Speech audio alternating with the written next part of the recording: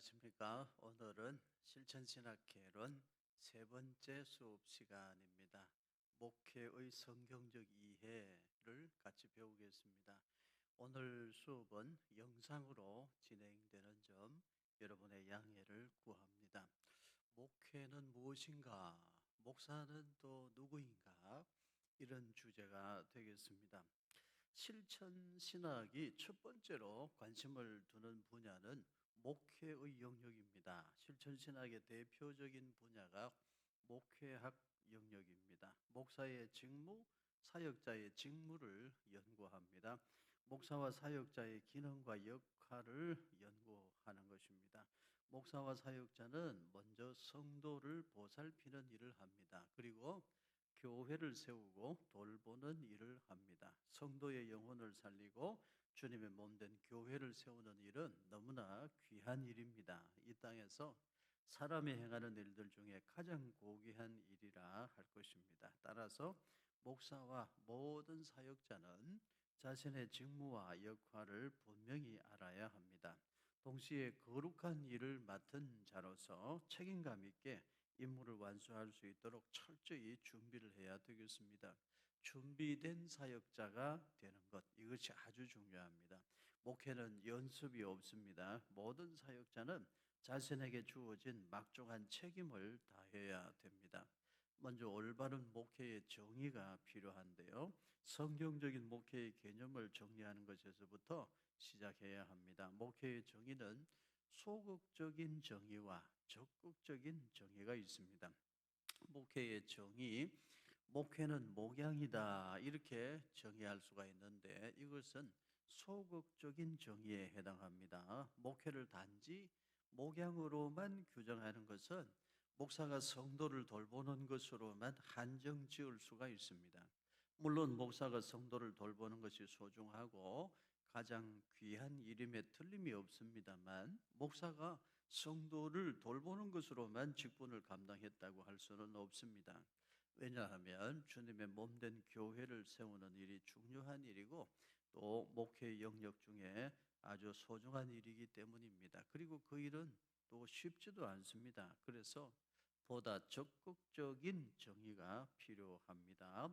목사가 행하는 모든 사역을 목회라고 쩌빙글리는 정의를 했는데 적극적인 정의에 해당이 됩니다. 사실이 그렇습니다. 목회는 목사가 행하는 모든 사역으로 규정하는 것이 옳습니다. 목사가 행하는 일은 기본적으로 성도를 보살피고 돌보는 목양 사역이지만 그렇게 세워진 성도들이 믿음의 공동체를 이루어서 지상 명령에 함께 순종해 나가는 공동체로 세워가는 것, 이 사역 또한 너무나 귀한 사역입니다. 그래서 목회는 목양이다 이렇게 소극적인 정의를 내릴 수도 있지만 보다 적극적인 정의가 필요합니다. 목사가 행하는 모든 사역을 목회라고 정의하는 것이 더 옳겠습니다. 평양신학교에서 실천신학 교수로 가르치면서 한국 목회학의 토대를 만든 곽알련 선교사, 알렌 클라크 선교사는 목회를 이렇게 정의합니다. 복음의 진리를 신자의 생활에 적용하도록 돕는 사역이다. 이렇게 정의를 했습니다. 그러니까 성도를 보살피는 개인적인 돌봄 사역에 보다 더 적극적으로 교회를 아름답게 세워서 성도들이 그 교회 가운데서 믿음 생활을 잘 해나갈 수 있도록 도와주는 것까지 포함하는 것을 목회라고 적극적으로 목회를 정의해 볼 수가 있겠습니다.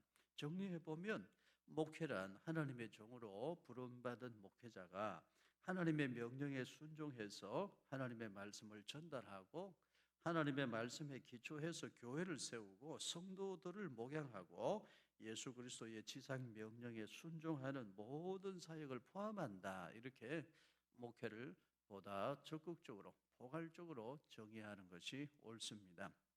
이제 목사는 누구인가? 목사의 어원적 정의부터 이제 살펴보겠습니다. 이제는 목사가 누구인지 그에 대해서 성경이 무엇을 말씀하고 있는지 답을 찾아야 되겠습니다. 목사가 있어야 목회가 있습니다. 그러면 목사는 누구입니까? 목사는 어떤 사람인가? 이 문제에 대한 답을 찾아야 되고 목사가 누구인지를 알고서야 올바른 목회를 할 수 있을 것입니다. 우선 목사는 누구인가 쉽게 생각할 때에 오늘날의 목사는 구약 시대의 제사장과 선지자의 역할을 하는 사람이다. 이렇게 쉽게 생각하기가 쉽습니다. 구약 시대의 제사장과 선지자의 사역을 합쳐 놓은 것이 오늘날 목사의 직책이다. 이렇게 생각하기가 쉽습니다. 그리고 구약 성경과 신약 성경 모두에서 목사의 직책을 유추할 수 있는 개념이 있는데요. 그 개념이 목자의 개념입니다. 이스라엘은 목자가 양을 칩니다. 양은 시력이 약하다고 하죠. 양은 걸음이 느립니다. 사자나 맹수가 달려들면 이 양은 잡아먹히죠. 양은 자기 스스로는 자기를 지켜낼 수 있는 힘이 없습니다. 그래서 양에게는 반드시 목자가 필요합니다. 다행인 것은 이 양은 청력은 좋다고 합니다. 그래서 목자의 음성을 멀리서도 알아듣고 목자의 지팡이 소리도 멀리서 알아듣는다고 합니다. 목자의 음성을 듣고 목자를 따라가면 어디로 갑니까? 마침내 푸른 풀밭, 쉴 마른 물가로 가는 것입니다. 그래서 양에게 목자는 생명과도 같은 존재입니다. 구약 성경의 선지자들은 여호와 하나님을 이스라엘의 목자로 표현했습니다. 다윗은 여호와 하나님을 나의 목자라고 고백하기도 했습니다. 이스라엘의 지도자들을 가리켜서 이스라엘의 목자라고 성경은 표현하기도 합니다. 하나님의 종으로 하나님의 백성을 돌보는 이스라엘의 지도자들을 가리켜서도 이스라엘의 목자라는 표현을 사용했습니다. 그리고 이 세상에 오실 메시아 그리스도 예수님이 이 세상에 오실 것을 예언하면서도 이스라엘의 목자로 오신다라고 성경에 표현했습니다. 그래서 목사가 누구인가를 이야기할 때 목자의 개념으로 설명하는 것이 옳은 것입니다. 예수님도 말씀하셨어요. 나는 선한 목자라 말씀하셨습니다. 예수 그리스도의 종이 되어서 예수 그리스도의 복음을 전하고 예수 그리스도의 교회를 세우는 목사는 마땅히 목자의 개념으로 그 직분의 의미와 사명과 역할을 찾는 것이 바람직하다 할 것입니다. 그런데 목자의 개념 외에 한 가지 개념이 더 필요합니다. 그것이 종의 개념입니다. 신약 성경에 기록된 명칭들 중에는 포이멘이라는 단어가 있고요. 둘로스라는 단어가 목사의 의원을 찾아가는 중요한 단어입니다. 포이멘이라는 단어는 목자라는 뜻이고 둘로스라는 단어는 종이라는 뜻인데요. 이 두 단어를 함께 합쳐서 목사의 의원을 찾는 것이 더 합당하고 바람직합니다. 목자의 개념만 가지고는 안 되고 거기에 종의 개념이 포함되어야 된다는 말씀을 드리는 것입니다. 포이면 목자는 양치는 목자를 의미합니다. 둘러서는 종, 노예를 가리켜요. 목사를 목자로 목자의 개념으로만 설명을 하면 어떤 문제가 있는가 하면 목자는 우월한 지도자가 되고 양은 상대적으로 어때요? 목자를 무조건 믿고 따라야 되는 맹종하는 위치에 설 수도 있습니다. 당연히 성도는 목사를 믿고 따라야 합니다. 그렇지만 목자들 중에는 싹군도 있습니다. 그래서 맹종하는 것은 옳지 않죠. 진실로 선한 목자를 알고 선한 목자를 따르는 것이 더 중요합니다. 그러므로 목사도 성도들과 마찬가지로 함께 목사도 성도들과 함께 목자장 되시는 예수 그리스도 앞에 함께 무릎 꿇는 존재라는 사실을 깊이 인식하는 것이 매우 중요합니다. 그래서 목사를 목자로만 인식하는 것보다는 둘로서 종으로 함께 인식하는 것이 꼭 필요하다는 것입니다. 목사는 목자인 동시에 예수 그리스도의 둘로서 목사는 하나님의 종, 예수 그리스도의 종이라는 사실 함께 생각하고 목사의 어원을 찾아야 되겠습니다. 우리는 정말 그렇습니다. 목자의 사명을 받은 것이 목사요 사역자인데, 목사와 사역자는 동시에 예수 그리스도의 둘로서다. 하나님의 종이요 주님의 종이다. 이걸 같이 생각해야만 합니다. 이제 목사의 직책에 따른 영어의 표현이 다양한데요. 이 부분도 우리가 잘 살피고 알아야 되겠습니다. 목사의 직책에 따른 영어 표현, 여러분 이것도 잘 배우고 익히셔야만 됩니다. 목사는 칠목 서성 사자를 사용을 하죠. 이 목사를 영어로는 어떻게 표현할까요?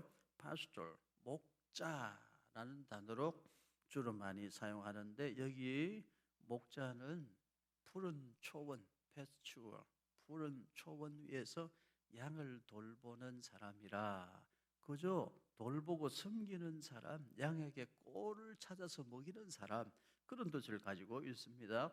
미니스터라는 단어는 사역자, 성직자, 일반인들과 구별되는 성직자를 의미하고요. 레블런드라는 단어도 쓰여지는데요.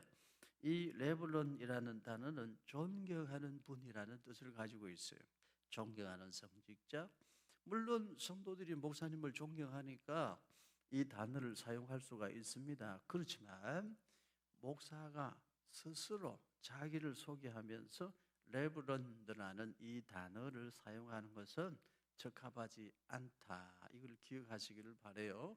레브런드는 존경하는 사람, 존경스러운 사람, 그런 뜻입니다. 그래서 목사가 자기를 표현할 때 영어로는 I am a pastor라고 표현하는 것이 가장 무난하겠습니다. 자기 자신을 레브런이라고 표현하는 것은 합당하지 않다는 것입니다. I am a pastor, I am pastor back, 이렇게 소개하는 것이 좋겠습니다. 그리고 preach라는 단어도 있는데 설교하는 사람, 설교자라는 뜻입니다. 그래서 pastor, minister, reverend, preacher, 이렇게 목사를 지칭하는 영어의 표현이 있습니다만, 일반적으로 우리가 쉽게 또 부담 없이 합당하게 사용할 수 있는 표현이 파스터라는 표현이다. 이것을 여러분 기억하시기를 바랍니다. 성도를 돌보고 교회를 섬기는 사람, 이 사람 파스터라는 용어가 의미하는 바인데, 이건 또한 우리에게 무엇을 시사합니까? 목사는 군림하는 자가 되려고 해서는 안 된다. 양에게 꼴을 먹이는 것이 이 목사의 첫 번째 사명이다. 이걸 기억해 보면 목사의 가장 중요한 직무는 무엇일까요? 우선은 하나님의 말씀을 바르게 해석해서 하나님의 말씀을 바르게 양에게 먹이고 양들에게 영혼의 양식을 풍성하게 먹이는 것이 목사의 첫 번째 사명이다. 이것을 기억해야 되겠습니다. 동시에 목사는 목자의 사명을 받은 하나님의 종이니까 언제나 겸손해야 된다. 목자장 되시는 예수님의 양을 맡아서 돌보는 종이다. 이걸 기억하고 목사는 언제나 겸손해야 된다. 이것도 잊지 말아야 할 내용입니다. 목사는 날마다 자신이 예수 그리스도의 둘로서라는 사실을 잊지 말고 기억해야 됩니다. 목사의 직분은 영광스러운 직분임에 틀림이 없습니다. 동시에 목사는 하나님의 종이기에 더없이 영광스러운 직책인데 그만큼 책임감도 느껴야만 하는 것입니다.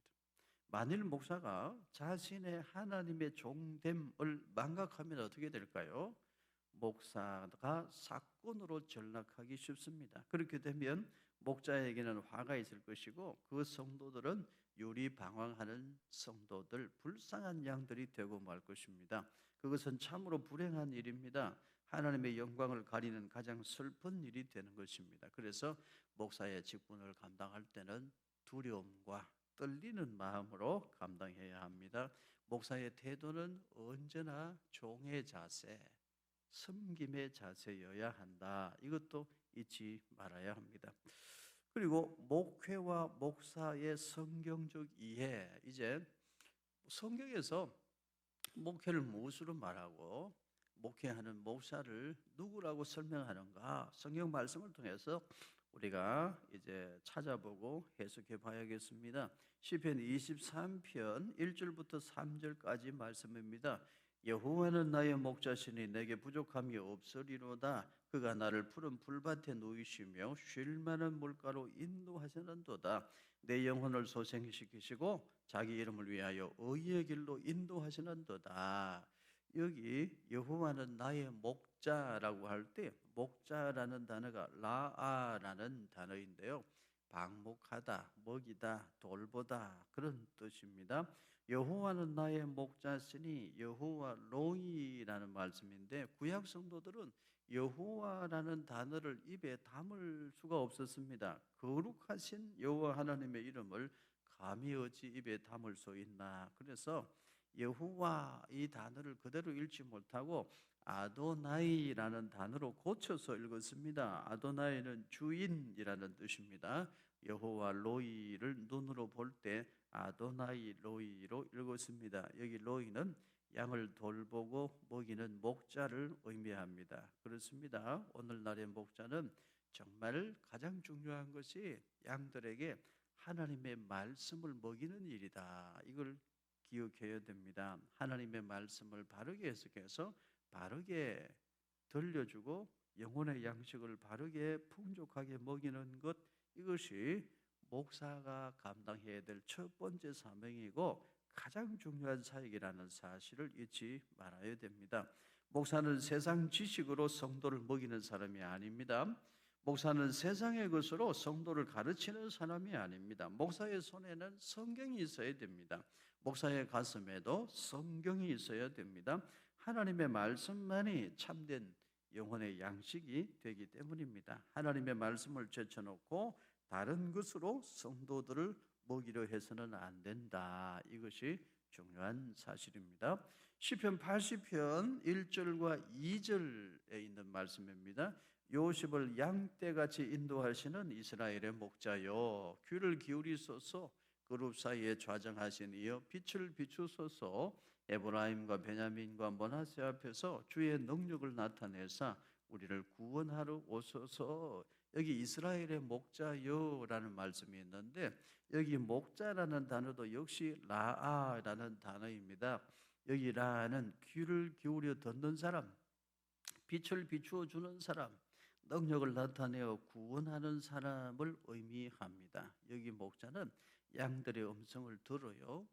양들이 실족하지 않도록 바른 길로 빛을 비추어 줍니다. 바른 길을 제시하는 사람을 뜻합니다.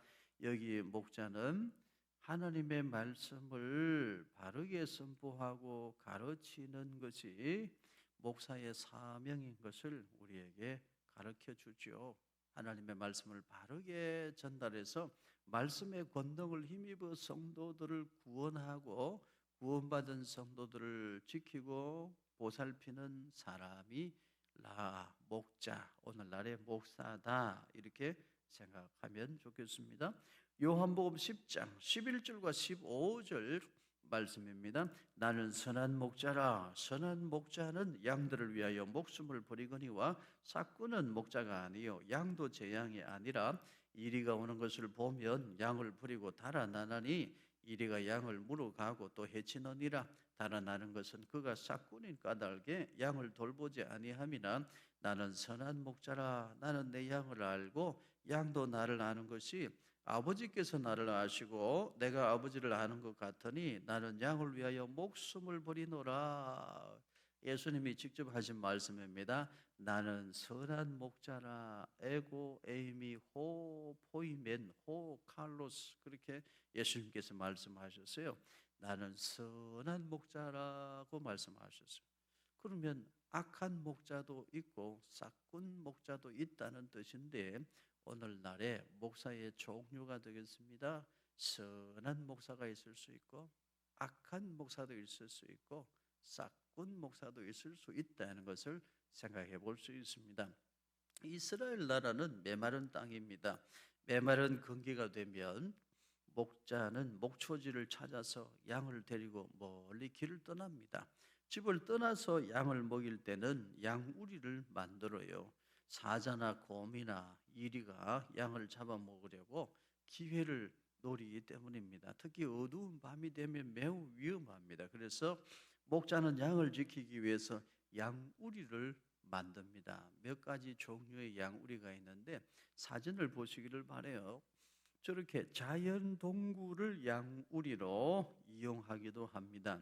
자연 동굴 속으로 양을 몰아넣고 입구에 목자가 자리를 잡습니다. 사자나 곰이 들어가지 못하도록 막아내는 것입니다.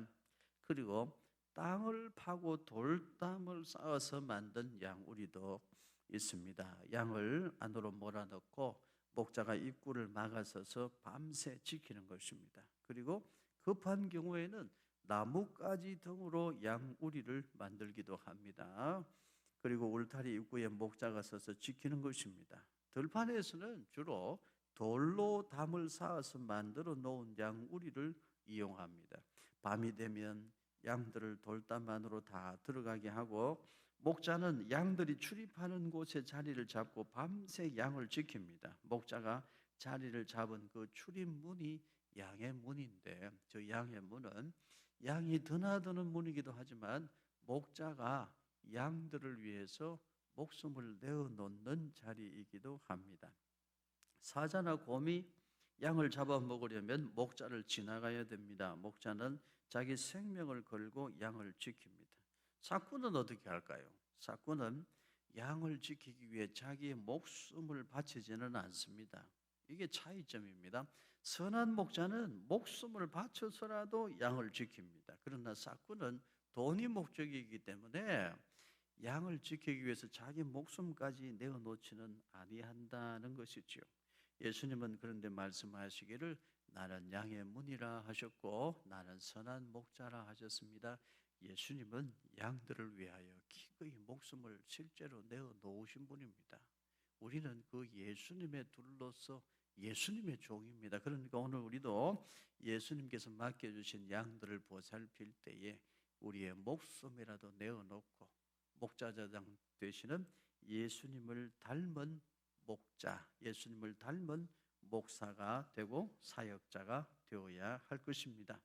목사는 누구냐? 예수님의 양들을 돌보는 목자입니다. 목사가 돌보는 양은 그 목사의 양이 아닙니다. 이것은 매우 중요합니다. 너의 양을 돌보아라 그렇게 말씀하신 것이 아닙니다. 예수님은 베드로에게 사명을 맡겨주실 때 분명히 말씀하셨어요. 나의 양을 먹이라 내 양을 치라 말씀하셨어요. 나의 양을 먹이라 내 양을 치라 말씀하셨어요. 너의 양을 먹이라고 예수님 말씀하신 적이 없어요. 예수님께서 분명히 나의 양을 너에게 맡겨주느니 나의 양을 네가 보살피고 양을 먹여라 이렇게 말씀했습니다. 목사가 명심할 것은 목사는 내 양을 돌보는 것이 아니고 예수님의 양, 예수님이 나에게 맡겨주신 양을 돌보는 것이다. 이걸 생각해야 돼요. 그래서 어느 한 성도라도 소중히 여기지 않아도 되는 성도는 없어요. 다 예수님의 양이다. 이것을 잊지 말아야 됩니다. 그리고 목사가 또 한 가지 명심할 것은 목사는 사꾼이 되어서는 안 된다는 사실입니다. 사꾼은 돈을 받고서 일하는 사람인데 사꾼의 목적은 양이 아니고 돈입니다. 나는 선한 목자라 예수님 말씀하셨어요. 예수님은 선한 목자입니다. 선한 목자의 목적은 돈이 아니에요. 양을 지키고 살리는 거예요. 양을 풍성하게 먹이는 것입니다. 우리는 선한 목사가 되어야지 사꾼 목사가 되거나 악한 목사가 되어서는 안 되겠습니다. 사꾼은 양을 알려고도 하지 않아요. 양의 이름도 몰라요. 사자나 곰이 나타나면 도망가 버려요. 그러나 선한 목자는 양을 압니다. 양의 이름도 알고요. 양이 어디 아픈지 불편한지 관심을 가져요. 그게 선한 목자입니다. 오늘 우리가 선한 목사가 되려면 우리의 마음이 늘 하나님 우리에게 맡겨주신 영혼들 양떼 성도들에게 마음이 있고 관심이 있어야 됩니다. 사쿠는 호 미스도토스라는 말인데 돈을 받고 고용된 사람이라는 뜻입니다. 여러분은 어떤 경우에도 돈을 받고 목사의 직책을 감당하는 그 수준의 목사가 아니기를 바랍니다. 돈을 받고 있기 때문에 사역을 감당하는 그런 수준의 사역자는 절대로 되지 않기를 바라요. 그건 사꾼입니다. 돈 받고 돈을 위해서 일하는 사람은 사꾼이죠. 예수님은 목사를 사꾼으로 부르신 적이 없습니다. 물론 주님은 주님의 종에게 먹을 것을 다 주셔요. 그런데 주님은 목사를 사꾼으로 부르신 적이 없어요. 선한 목자로 불러주셨습니다. 사꾼은 사실은 목자가 아니에요. 그냥 돈벌이 하는 일꾼에 불과한 거죠. 오늘 우리가 목사로 사역자로 부름을 받았다면 그저 돈만 바라보고 일하는 고용된 일꾼이 되어서는 안 됩니다. 그렇게 목사가 되고 그렇게 사역자가 되는 것은 정말 비참한 일이라 할 것입니다. 선한 목자는 양을 알아요. 양의 이름도 알고 양의 형편도 알아요. 선한 목자는 양을 사랑하는데 자기 목숨을 그 양을 위해 내어놓을 수도 있어야 돼요. 오늘 우리가 그와 같이 선한 목사, 우리 예수님을 닮은 하나님의 일꾼, 또 하나님의 종들, 예수님을 닮은 사역자들이 다 될 수 있기를 축복합니다. 이전에 우리 선배 목사님들은 신학교를 졸업하면 어디서 청빙을 해오든지 간에 제일 먼저 청빙해 오는 그곳을 하나님이 보내신 사명의 장소로 알고 배가 고파도 혹은 목이 마르고 고달파도 그 자리를 목숨 바쳐 감당했어요. 그런데 오늘날에는 어떻습니까? 돈을 보고 사역지를 찾아갔죠. 심지어는 사례비를 얼마나 줍니까? 그렇게 물어보기도 하고 그것이 사역지를 선택할 때 첫 번째 이유가 되기도 합니다. 여러분 우리가 육신을 가지고 있기 때문에 먹어야 되고 입어야 되고 잠자야 되고 또 가정에 있어서 자식을 돌봐야 되고 그래서 경제적인 문제도 물론 중요합니다만 우리는 반드시 생각해야 되겠습니다. 우리는 예수님의 종이다. 어디든 주님이 가라고 하면 아멘 하고 갈 수 있는 그 마음의 준비는 언제나도 할 수 있어야 되겠습니다. 이런 이야기를 들은 적이 있습니다. 어느 시골 마을에 아주 설교도 잘하고 인품이 훌륭한 목사님이 계셨어요. 마을 사람들도 다 존경하는 분이었는데 하루는 읍내에 제법 큰 교회 장로님들이 그 시골 교회 목사님을 찾아온 거예요. 목사님은 이런 시골에 계실 분이 아닙니다. 우리 교회에서 모시고 가겠습니다. 우리 교회에서 사례비도 많이 드리고 편안하게 목회할 수 있도록 다 챙겨 드릴 테니까 우리 교회로 가십시다. 그 읍내에 제법 큰 교회 장로님들이 찾아와서 그 시골 교회 인품이 훌륭한 목사님을 모시고 가려고 하는 거예요. 그러니까 그 시골 교회 성도들이 이제 큰 걱정입니다. 이렇게 좋은 목사님 떠나시고 나면 우리는 어떻게 하나 눈물이 흐르죠. 그렇지만 목사님을 붙잡을 수도 없어요. 그 시골 교회는 목사님 잘 대우해 드리지도 못하고 사례비도 넉넉하게 못 드리고 그러니까 목사님이 가신다고 하면 보내드릴 수밖에 없는 그런 형편이죠. 그래서 멀리서 걱정하고 이제 어떻게 일이 되나 이제 바라만 볼 뿐인데 그 목사님이 읍내에서 찾아오신 그 장로님들에게 이런 이야기를 했다고 합니다. 장로님들이 저를 찾아와 주신 것 참 고맙고 감사합니다. 그러나 나는 돈을 많이 주면 어디든 팔려가는 소가 아닙니다. 나는 하나님의 종입니다. 내가 있어야 될 자리는 여기 이곳입니다. 읍내 큰 교회에는 어떤 목사님이든 많이들 누구든 오시려고 할 것입니다. 그런데 이런 시골 교회에는 쉽게 사역자 찾는 것도 힘들고 하니까 제가 있어야 될 자리는 여기인 것 같습니다. 그러면서 그 읍내에서 찾아온 장로님들을 이제 돌려보냈다는 거예요. 그것을 보고 그 시골 교회 성도들이 얼마나 마음에 감격하고 위로를 받고 은혜를 받았는지 목사님과 함께 더 힘써서 교회를 세우고 그 마을에 믿지 않는 불신자들도 거의 다 전도했다는 이야기를 들은 적이 있습니다.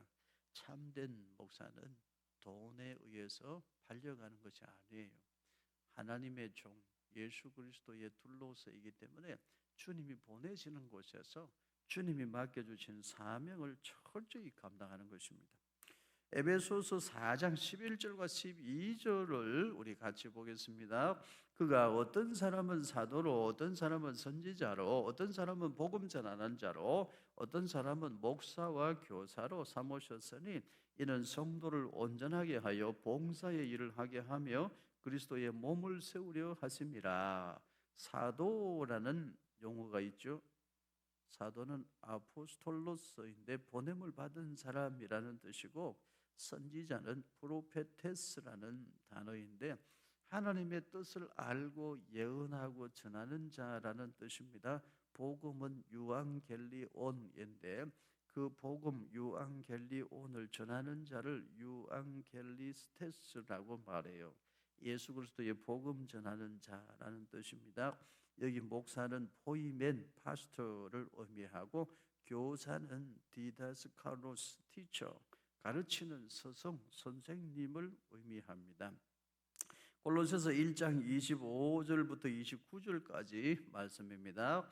내가 교회의 일꾼 된 것은 하나님이 너희를 위하여 내게 주신 직분을 따라 하나님의 말씀을 이루려 함이니라.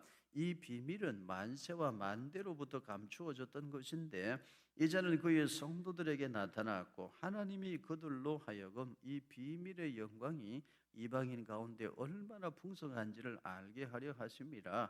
이 비밀은 너희 안에 계신 그리스도 신이 곧 영광의 소망이니라. 우리가 그를 전파하여 각 사람을 권하고 모든 지혜로 각 사람을 가르침은 각 사람을 그리스도 안에서 완전한 자로 세우려 함이니 이를 위하여 나도 내 속에서 능력으로 역사하시는 이의 역사를 따라 힘을 다하여 수고하노라. 내가 교회의 일꾼 된 것은, 이렇게 시작하죠. 여기 일꾼은 심부름하다, 시종이 되다, 봉사하는 사람이 된다는 뜻을 가진 디아코노스라는 단어입니다. 헬라어 일꾼 디아코노스라는 단어에 대한 번역이 일꾼인데요, 심부름한다는 뜻이에요. 시종이 된다는 뜻입니다. 목사는 누구인가요? 하나님의 시종이에요. 하나님의 심부름꾼이다 이 말이에요. 목사는 자기가 자기 뜻을 펼치려고 해서는 안 됩니다.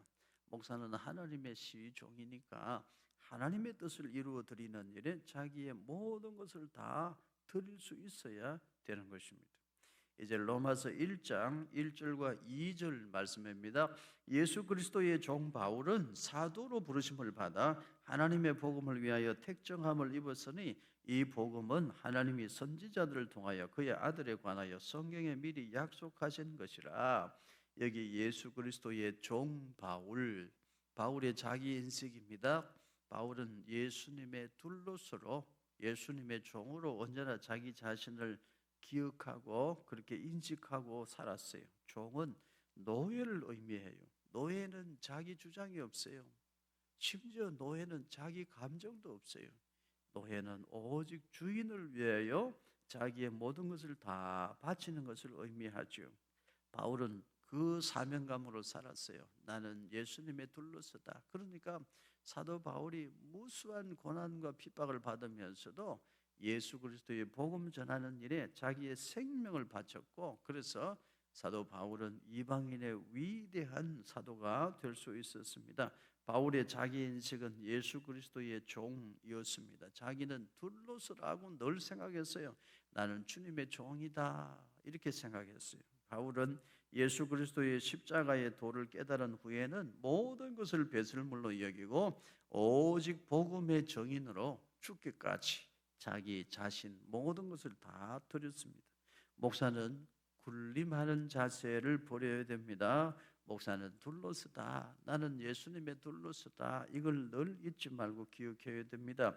내 마음대로 자기 마음대로 하려는 유혹을 이겨내야 돼요. 목사는 겸손히 주님의 뜻을 받들어 순종하는 삶, 충성스러운 예수 그리스도의 둘러서가 되어야 한다. 이것을 우리가 함께 마음에 새길 수 있기를 바랍니다. 사도행전 20장 24절 말씀입니다. 내가 달려갈 길과 주 예수께 받은 사명 곧 하나님의 은혜의 복음을 정언하는 일을 마치려 하면은 나의 생명조차 조금도 귀한 것으로 여기지 아니하노라. 바울은 자기 인식을 예수 그리스도의 둘러서라는 인식을 가지고 있었기 때문에 예수님 주인 되시는 예수님의 사명, 예수님이 주신 사명을 감당하기 위해서라면 나는 생명도 조금도 아끼지 않는다. 그렇게 실제로 생각했고 바울은 또 실제로 그렇게 살았습니다. 마태복음 28장 18절부터 20절까지 말씀입니다. 예수께서 나와 말씀하여 이르시되 하늘과 땅의 모든 권세를 내게 주셨으니 그러므로 너희는 가서 모든 민족을 제자로 삼아 아버지와 아들과 성령의 이름으로 세례를 베풀고 내가 너희에게 분부한 모든 것을 가르쳐 지키게 하라. 볼지어다 내가 세상 끝날까지 너희와 항상 함께 있으리라 하시니라. 여기 지상 명령이 나옵니다. 모든 것 위에 있는 명령, 최고의 명령, 목숨 바쳐 최우선적으로 감당해야 될 명령이라는 뜻입니다.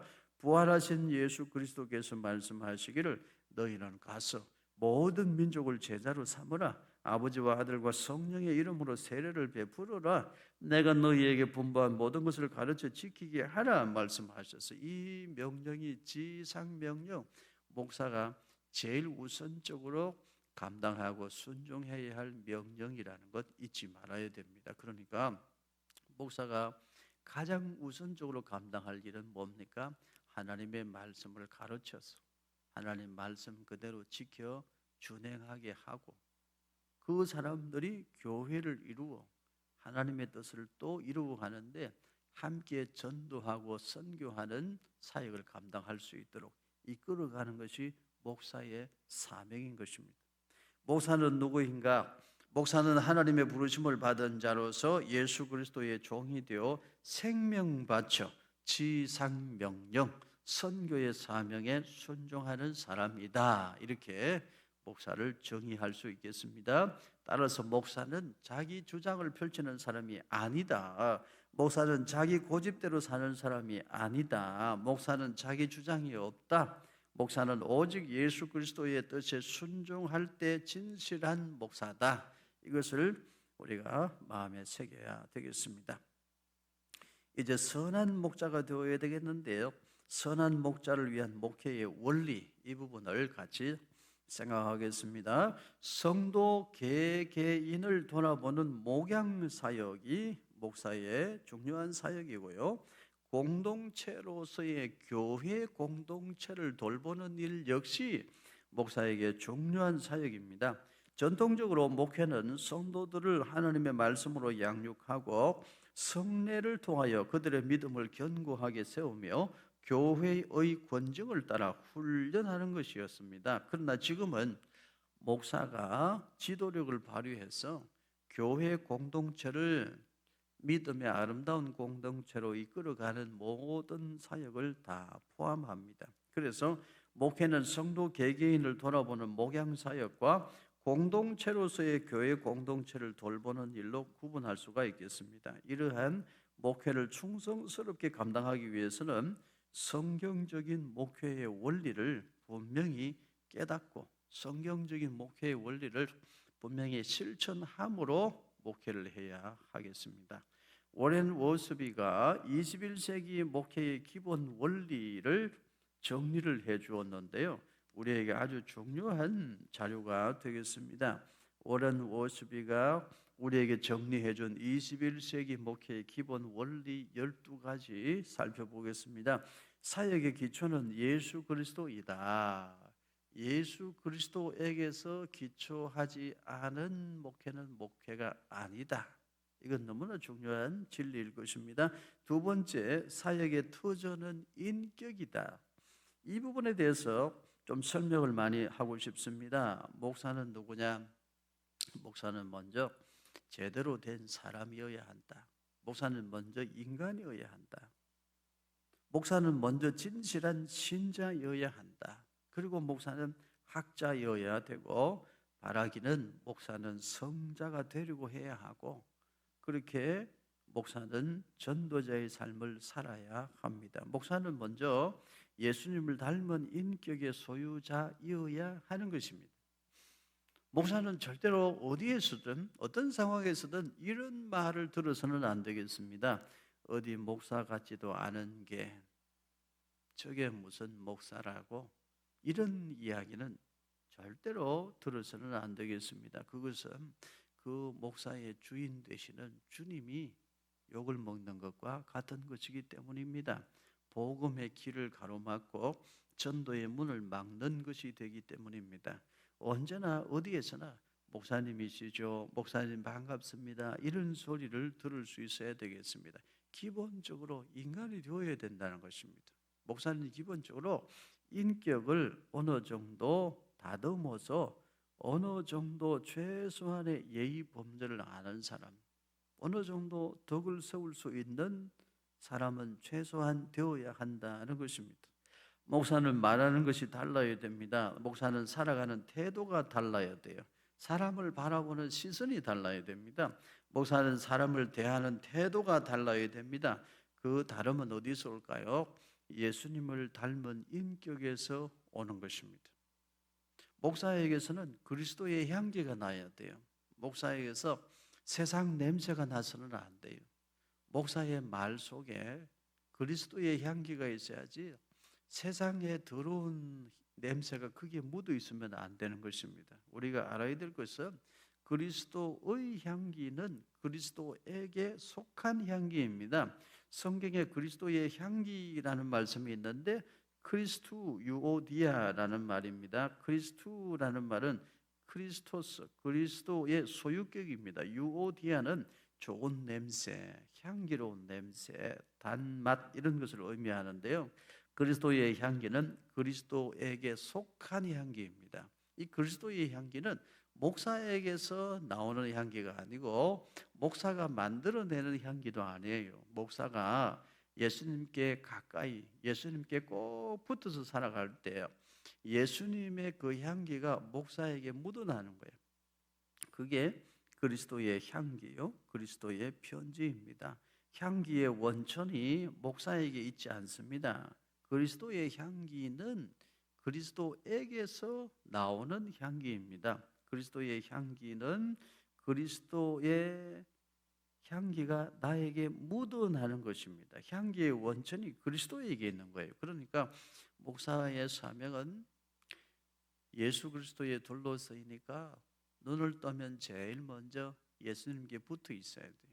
하루를 마감할 때도 늘 언제나 예수님께 붙어 있어야 됩니다. 그래서 목사에게서는 그리스도의 향기가 나타나야 돼요. 모든 사역자에게 그리스도의 향기가 있어야 돼요. 목사에게서, 사역자에게서 세상 냄새가 나서는 안 된다 하는 것입니다. 세상 냄새 나는 사역자가 아니고 그리스도의 향기로 가득한 사역자가 되려면 어떻게 해야 될까요? 예수님께 꼭 붙어 있어야 된다. 이것을 잊지 말아야 되겠습니다. 그리스도의 향기는 달리 표현하면 그리스도를 아는 냄새입니다. 그리스도를 아는 냄새라는 것은 그리스도의 삶을 안다는 거예요. 예수님의 마음을 알고 예수님의 삶을 안다는 거예요. 그 예수님의 삶을 삶 속에 조금 서투르고 부족할지라도 재현해내는 것을 말해요. 그때에 그리스도의 향기가 나죠. 그 그리스도의 향기는 그리스도의 편지가 되어서 누군가의 영혼을 감동감화하고 그리고 그 영혼을 살리고 구원하는 능력이 됩니다. 그리스도를 아는 냄새를 영어 성경은 이렇게 번역합니다. 그리스도를 아는 냄새, the sweet aroma of the knowledge of Christ. 그렇게 번역해요. sweet aroma, 달콤한 향기, 이렇게 번역을 했습니다. 요즘 아로마 테라피라는 것이 있잖아요. 그러니까 목사는 그리스도의 향기를 품은 자로서 어디로 가든지 상처 입은 사람들을 치유하고 위로하는 사람이 되어야 되겠습니다. 그리스도의 향기를 가진 사람은 어디를 가든지 치유자가 되죠. 목사와 사역자는 자연스럽게 그리스도의 향기 나는 사람으로 치유자로 살아야 할 것입니다. 목사와 사역자가 영혼을 죽이거나 파괴하는 삶을 살아서는 안 된다. 이것을 기억해야 돼요. 그렇게 하려면 먼저 인격이 예수님을 닮아가는 인격이 되어야 한다. 이것을 기억해야 되겠습니다. 그리고 세 번째, 사역의 본질은 섬김이다. 사역의 동기는 사랑이다. 사역의 대가는 희생이다. 사역의 대가가 큰 보상이 아니에요. 사역의 대가는 뭐냐? 섬길 수 있음 그 자체입니다. 사역의 척도는 충성이다. 사역의 권위는 복종이다. 사역의 목적은 하나님의 영광이다. 사역의 도구는 하나님의 말씀과 기도이다. 사역의 열매는 성도들의 성숙이다. 사역의 능력은 성령의 역사하심이다. 사역의 모범은 예수 그리스도이시다. 오른 워스비가 12가지 목회의 원리를 우리에게 정리를 해주었는데 마음에 새기고 훌륭한 목회자, 훌륭한 사역자들이 다 될 수 있기를 축복합니다. 이제 다섯 번째, 목회자에게 주시는 성경의 경고가 있습니다. 목회자에게 주시는 경고 잘 새겨 들어야 됩니다. 성경이 목사에게, 사역자들에게 주시는 경고의 말씀이 있어요. 이 말씀을 잘 새겨 들어야 되겠습니다. 에스겔 34장 3절부터 6절까지 말씀입니다. 너희가 살진 양을 잡아 그 기름을 먹으며 그 털을 입되 양 떼는 먹이지 아니하는도다. 너희가 그 연약한 자를 강하게 아니하며 병든 자를 고치지 아니하며 상한 자를 싸매 주지 아니하며 쫓기는 자를 돌아오게 하지 아니하며 잃어버린 자를 찾지 아니하고 다만 포악으로 그것들을 다스렸도다. 목자가 없으므로 그것들이 흩어져서 모든 들짐승의 밥이 되었도다. 내 양떼가 모든 산과 높은 맷뿌리에마다 유리되었고 내 양떼가 온 지면에 흩어졌으되 찾고 찾는 자가 없었도다. 화 있을진저라고 말씀합니다. 무서운 말씀입니다. 누구에게 화가 있나요? 어떤 목사에게, 어떤 사역자에게 화가 있을 것이라고 성경이 경고하고 있습니까? 첫째는 양떼를 먹이지 아니하고 자기만 먹는 목자, 이기적인 목자에게 화가 있을 것이다.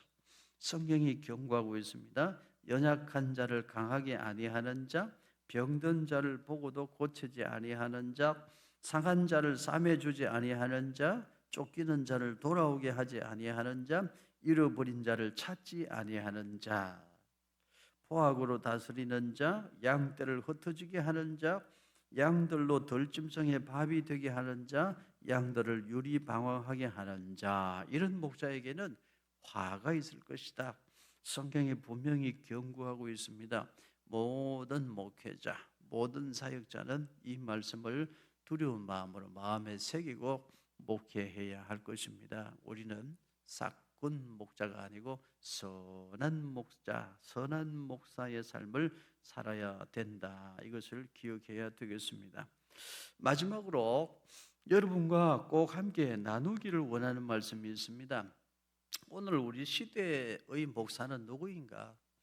오늘 우리 시대의 목사의 직무는 도대체 어디까지인가 하는 문제인데요. 오늘날의 목사는 누구인가? 오늘날의 목사는 어디까지를 사역의 영역으로 삼아야 하나? 이 문제를 생각하기를 원합니다. 우리가 참고할 수 있는 자료는 예수님 당시에 예수님은 어떻게 어디까지 사역하셨나 하는 것입니다. 이것을 보면 오늘날 우리는 어디까지 사역을 해야 되고 어떻게 사역을 해야 하나 그 가르침을 얻을 수가 있습니다. 예수님 당시에 유대교의 4대 분파가 있었어요. 바리새파, 사두개파, 에세네파, 열심당 이렇게 4대 분파가 있었는데 바리새파는 율법주의의 길을 걸었습니다. 바리새인들은 처음에는 아주 좋은 사람들이었죠. 율법을 누구보다 잘 지키는 경건한 사람들이었습니다. 그렇지만 이 바리새인들은 점점 우월 의식에 사로잡혀서 다른 사람을 배척하고 교만해져서 분리주의자들이 되고 말았습니다. 자기들만이 최고라고 생각한 것입니다. 그리고 사두개파가 있었는데 이 사두개파는 현실 정치에 관심이 많았습니다. 이 사두개파는 종교와 정치 모두를 손에 쥐려고 했습니다. 그들은 결국 세상 권력과 타협하고 세속화되고 말았죠. 그래서 이 바리새파도 사두개파도 결국은 이 세상에 겸손히 낮아지셔서 이 땅에 오신 메시아 예수 그리스도를 알지도 못했고 보지도 못했고 믿을 수도 없었던 것입니다. 또 에세네파가 있었습니다. 에세네파는 아주 경건을 열심히 추구했던 사람들인데 에세네파는 바리새파보다 더 엄격하게 율법을 지켰습니다. 그들은 현실에서 도피해서 침묵하고 경건을 추구했던 경건파인데 그들은 어떻게 됐을까요? 이 에세네파는 안타깝게도 현실을 떠나서 현실 도피자들이 되고 말았습니다. 이들도 예수님을 믿지를 못했습니다. 그리고 열심당원들이 있었는데 열심당파는 실제로 무력 항쟁을 시도했던 사람들입니다. 열심당은 무기를 들고 일어나야 한다고 주장했습니다. 그들은 실제로 반란을 주도하고 무력 항쟁에 나섰습니다. 그들은 어떻게 됐을까요? 그들은 결국 폭력주의자가 되고 말았습니다. 내가 죽어 너희를 살릴게. 그 예수님의 십자가의 도와는 전혀 다른 길을 가고 말았죠.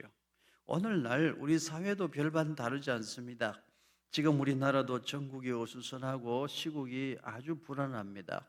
오늘 우리는 어느 길로 가야 할까요? 이럴 때 목사는 어디까지를 사역의 범주로 삼아야 하겠습니까? 목사의 사역의 범위는 어디까지입니까?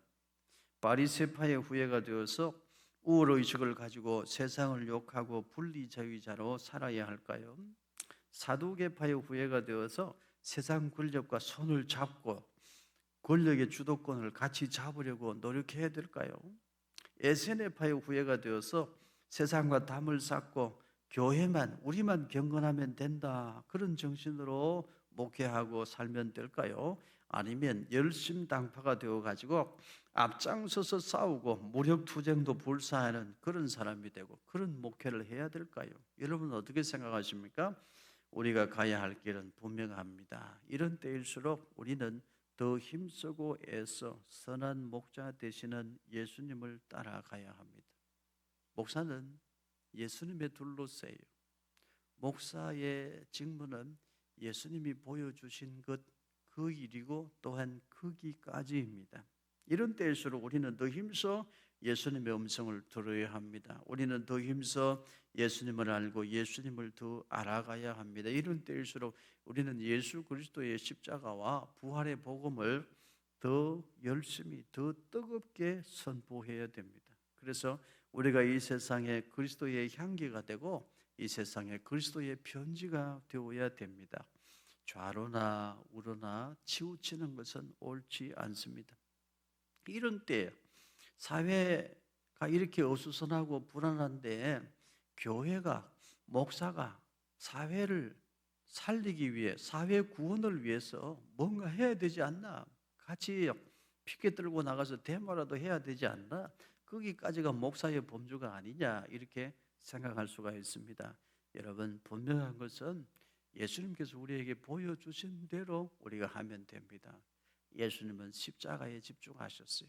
예수님은 유월절 어린 양 되는 사역에 집중하셨어요. 오늘 우리 목사의 직무는 예수님의 십자가와 부활의 복음을 힘써 선포하는 것, 거기에 우리가 더 뜨겁게 열심히 매진해야 한다는 것입니다. 그러면 교회가 예수님의 복음만 전하고 예배만 잘 드리고 기도 열심히 하고 그렇게만 하면 되는가? 그 세상에 대해서 직무를 감당하지 않는 게 아닌가? 그렇게 생각할 수 있습니다. 물론 그런 면이 없지 않아 있습니다. 그렇지만 여러분 성경의 많은 사례를 보십시오. 여호사밧의 군대는요 연합 적군과 맞서 싸울 힘이 없었어요. 그때 어떻게 했습니까? 여호사밧의 군대는 찬양대였어요. 전쟁터 제일 앞에 찬양대가 앞서가며 찬양을 불렀어요. 그건 이성적으로 생각해 볼 때, 합리적으로 생각해 볼 때 맞지 않는 일이잖아요. 그러나 성경은 무엇을 기록하고 있습니까? 그리하였을 때 하나님의 권능으로 이겼대요. 오늘날 우리 목회자들은 분명히 확신하는 믿음을 가져야 돼요. 우리가 열심히 최선을 다해서 바르게 살고 세상의 소금의 사명, 빛의 사명 감당하기 위해서 애쓰고 노력해야 되지만 우리에게 필요한 것도 하나님의 은혜고 이 나라 이 민족 가운데 정말 필요한 것도 하나님의 은혜라는 것을 기억해야 돼요. 오늘 이 시대의 목회자와 모든 성도들은 우리 사랑하는 나라 대한민국의 축복의 통로가 되는 일, 그 일에 더 최선을 다해야 한다. 여러분 이것을 꼭 기억하시기를 바랍니다. 그래서 저는 우리 성도들에게 목회하면서 이런 이야기를 가끔 합니다. 여러분 유튜브 좋은데 너무 극우 유튜버나 극좌 유튜브 너무 많이 듣지 마세요. 그렇게 권면해요. 하나님의 음성, 하나님 말씀을 더 집중해서 들으세요. 그렇게 제가 설명을 드립니다. 그리고 모든 것은 성경 말씀에 비추어서 검증해 보세요. 이렇게 말해요. 좌파이기 때문에 나는 좌파이니까 좌파의 주장을 따르고 우파이기 때문에 나는 우파이니까 우파의 주장을 따르고 이제는 그런 진영 논리에서 벗어나야 된다. 저는 기회가 있을 때마다 우리 성도들에게 그것을 가르쳐요.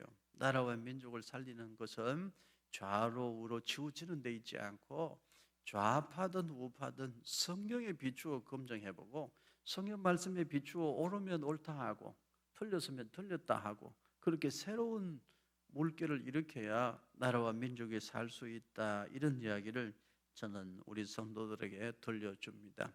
우리는 일제 치하의 아픈 역사를 가지고 있습니다. 한국 전쟁의 아픈 역사도 가지고 있죠.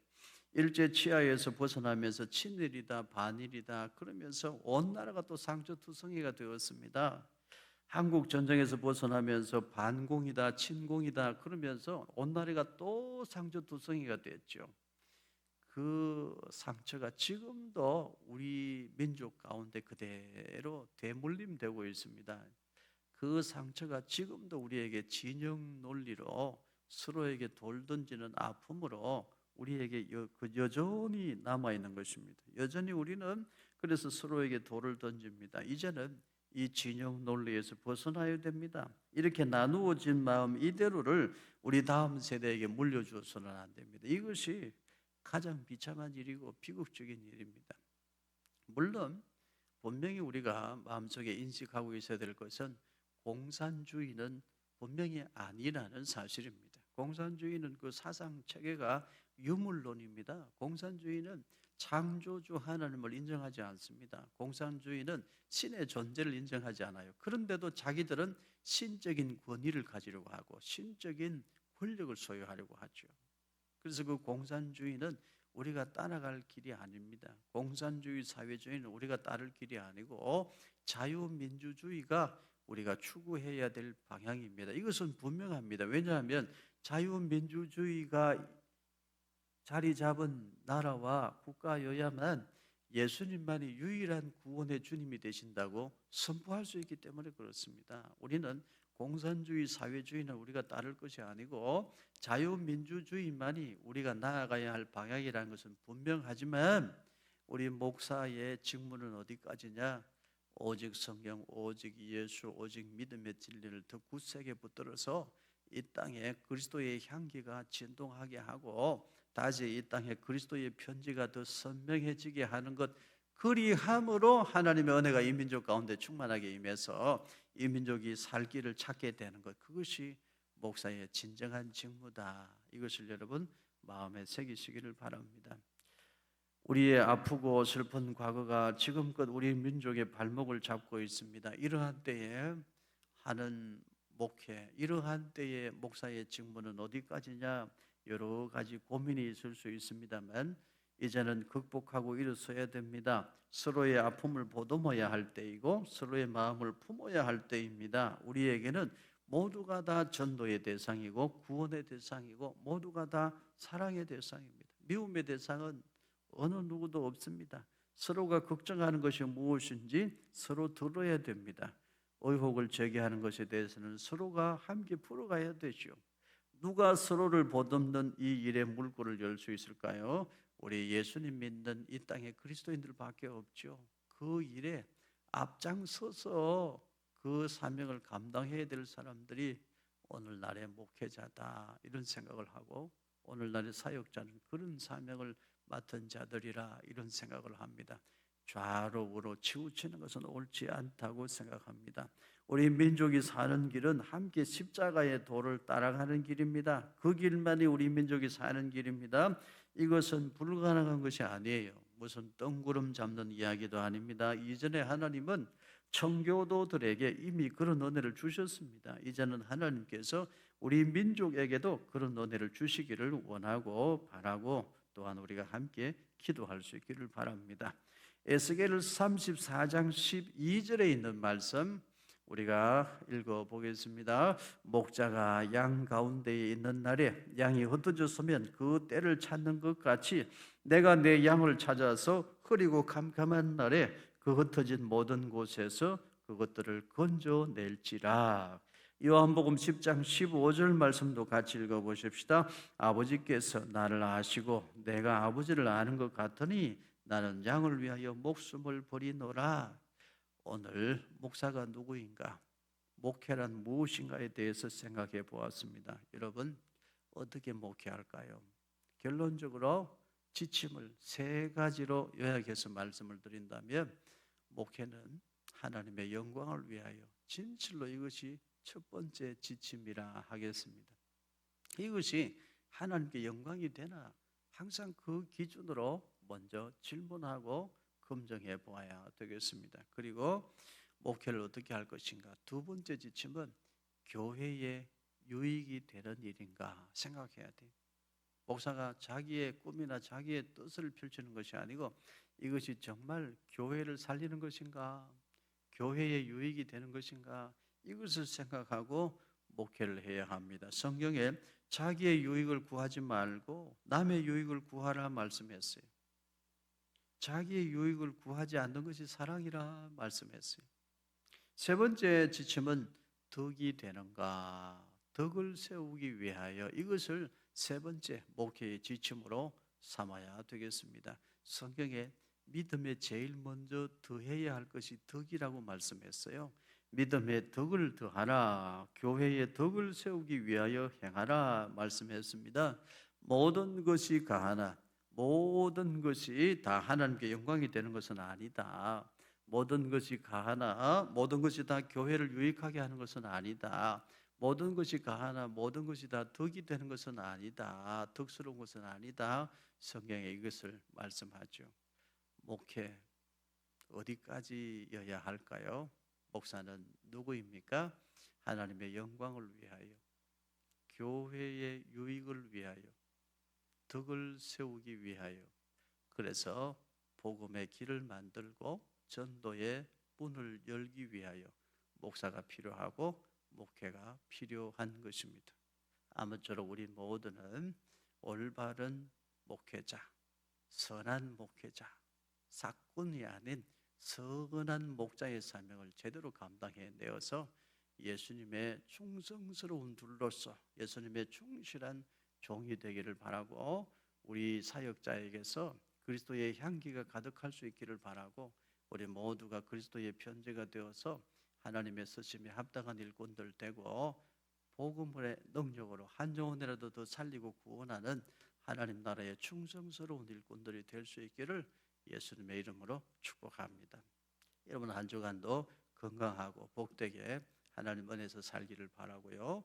다음 주 시간에 뵙도록 하겠습니다. 감사합니다. 수고하셨습니다.